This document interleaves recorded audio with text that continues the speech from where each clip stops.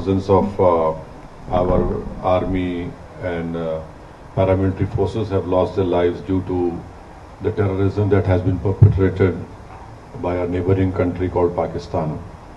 And what happened in Pahalgam on 22nd of April was a ghastly massacre, and this was done by terrorists who are Takfiri terrorists, who rounded up all men, separated the women and children, and shot dead all the men who were there, who had non-Muslim names and who could not pronounce or utter the kalima, and they were shot in their head.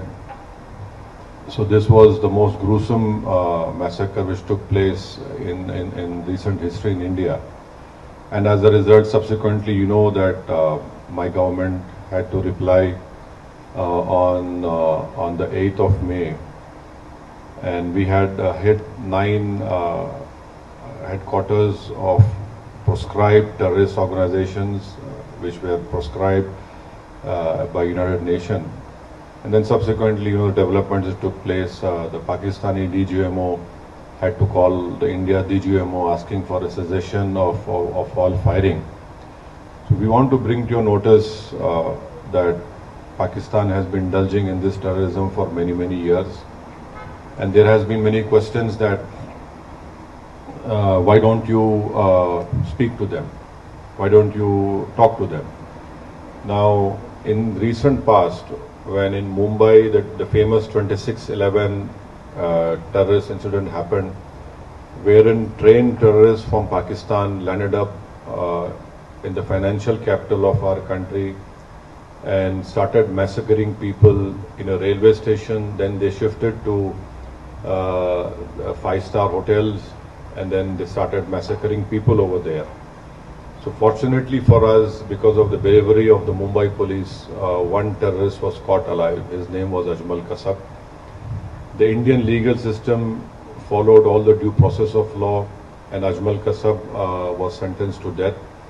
And Ajmal Kasab revealed many things. Our agencies were capable enough to record the audio conversations which a terrorist group sitting in Pakistan were having with terrorists who were killing Indians in 5-star hotels.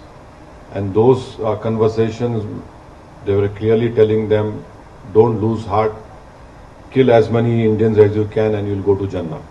This was the conversations that were recorded.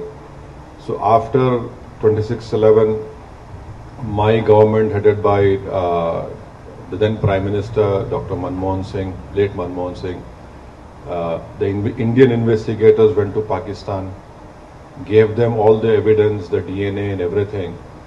And even some American citizens were killed in this terrorist act. But you'll be surprised to know that nothing moved forward. Many times Indian investigators went to Pakistan, Lahore, Islamabad, but nothing moved forward. What made Pakistan move forward in this terrorist trial was when Pakistan was put in the FATF grey list, and one such meeting was held in Germany, and India wanted one Sajid Mir to be indicted. So the Pakistanis cleverly said he's dead. But the moment this important meeting was about to take place in Germany, Pakistan comes up to the committee of FATF and says, Sajid Mir is alive.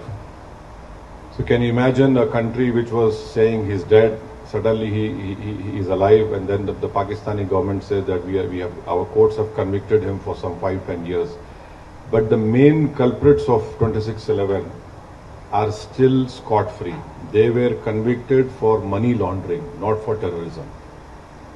Pathankot happened after my Prime Minister went to Pakistan uninvited.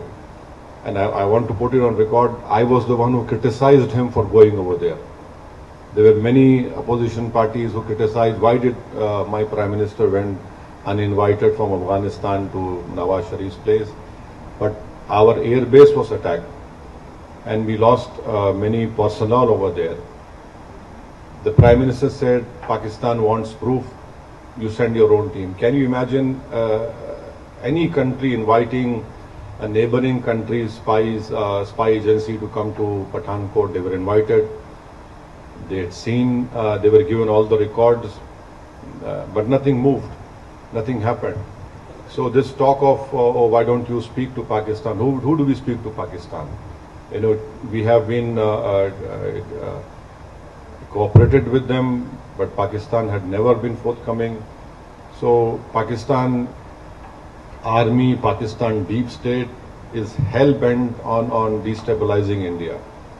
We don't run, as our head of delegation must have told you, India does not run any terrorist camps. India does not indulges in any terrorism in anywhere.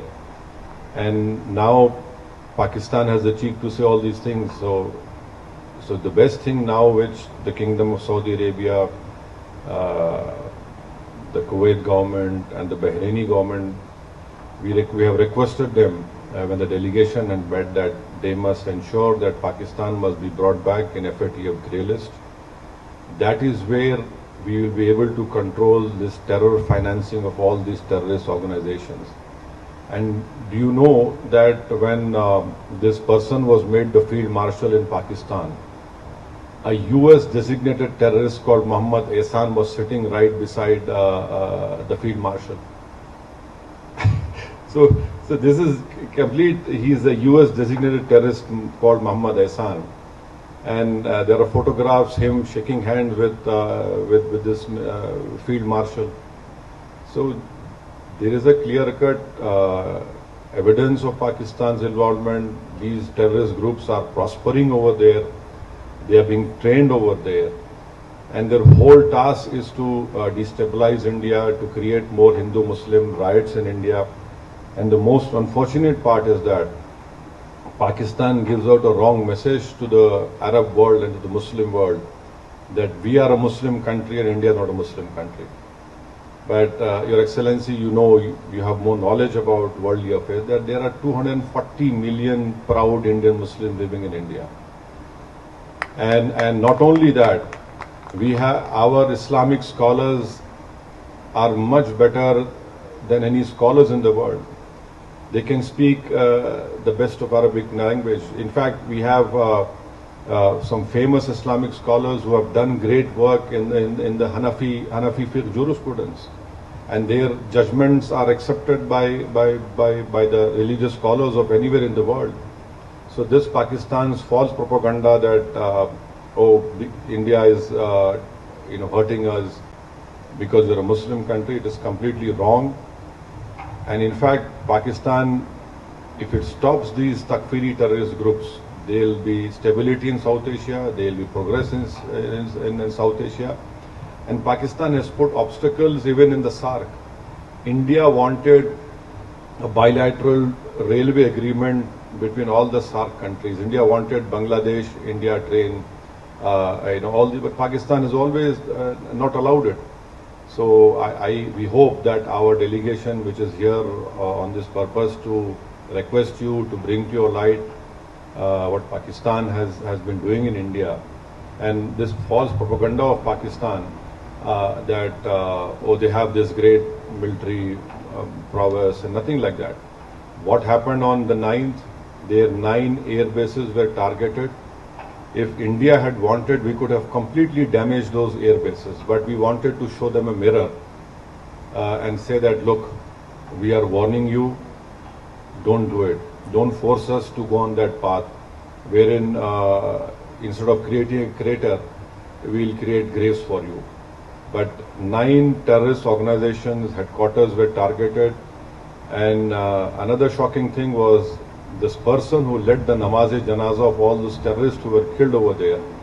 The namaz-e-janaza was performed by a person who's again a designated US terrorist.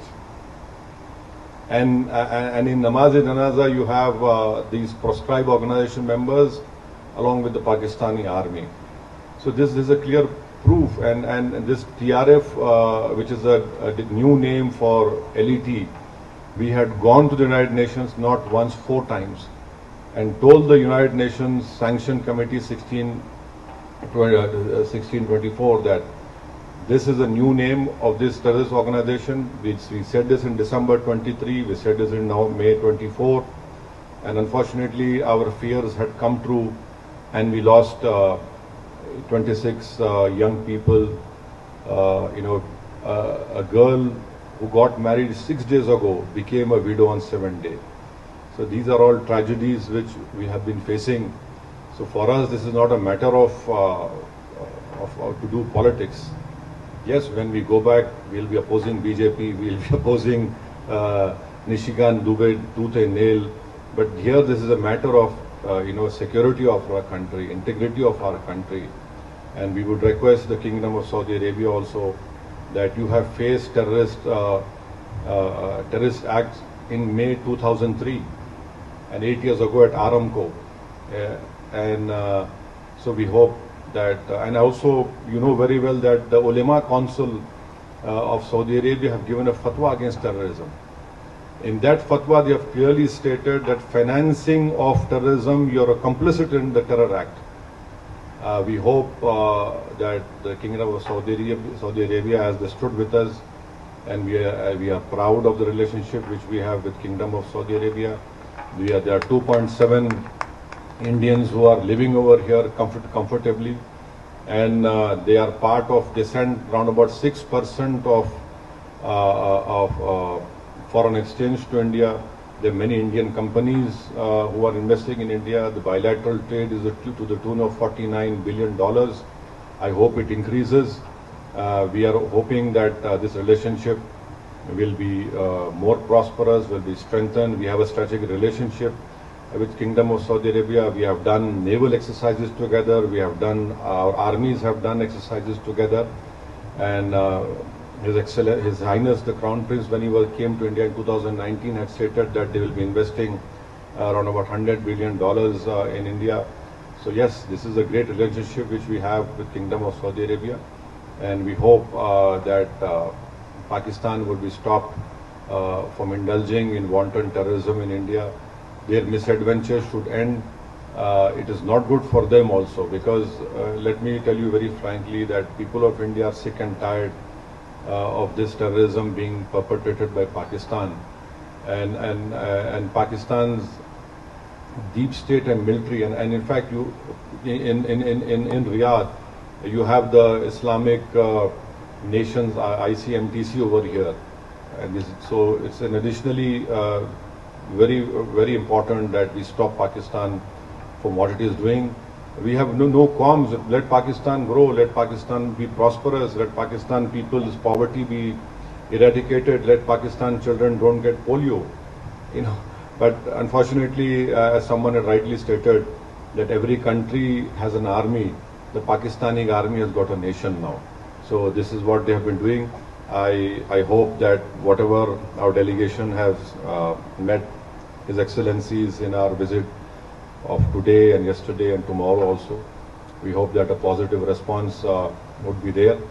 And so this is what we have been trying to impress all of you, and we require your support. We require indulgence at a crucial period of our time, so that India becomes more stronger. And in a stronger India is not threat to anyone. And Pakistan is a threat to, their deep state is a threat to humanity. So these are a few words I had to say. Thank you so much for allowing me to say what I have to say. Thank you.